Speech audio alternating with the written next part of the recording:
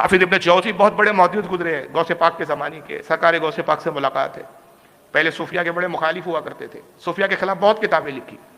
ان کی کتابیں میرے پاس اگر میں آپ کو کبھی پڑھ کے سناؤں نا گھر پہ تو آپ بولوں گے کہ یار یہ تو بہت بڑا کٹر وہابی تھا لکھنے والا، انتہائی بد مذہب. اتنا کتاب کا نام ہی ایسا رکھا تلبیس ابلیس.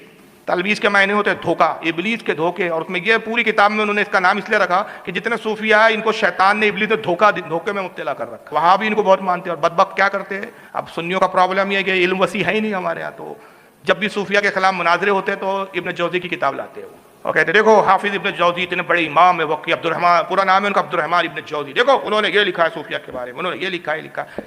تو اب جن کا علم وسیع ہے تو وہ جانتے ہیں کہ بیٹا کس کو دھوکہ دے رہا ہے. یہ اس وقت کی کتاب ہے کہ جب وہ صوفیہ کے خلاف تھے.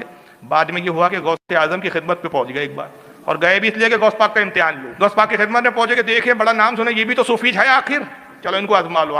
اس دور میں تو صوفیوں کے تاجدار یہی بنے بیٹھے ہوئے، اگر انہی کو زیر کر دیا تو بھیا سارے صوفی تو پھر اپنے جیب میں ہے. وہ امام عبد الرحمن جوزی پہنچے اور ایک آیت پڑھی ہے. انہوں نے کہا کہ حضرت اس کی تفسیر کیا ہے. وہ سوچے بھائی مولوی آدمی تو نہیں ہے، جب جواب نہیں دے پائیں گے تو پھر میں تنقید کروں گا.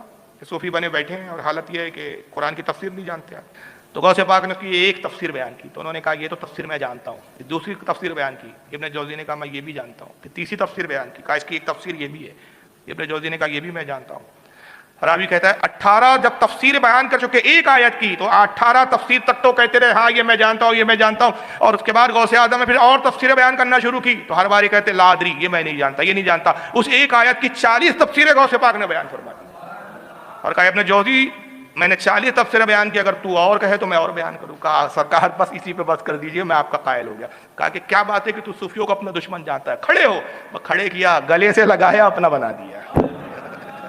سارا تکبر گھمنڈ علم کا تو سب چور ہو گیا. اور صوفیوں سے پھر اتنی محبت ہو گئی کہ صوفیوں کی تائید میں پھر کتابیں لکھنا شروع کی. اور پھر اس کے بعد انہوں نے اپنے اس جو پہلے کے افعال تھے اس کے ازالے کے لیے کتاب لکھی، اس کا نام ہے بحر الدموع، آنسوؤں کا سمندر.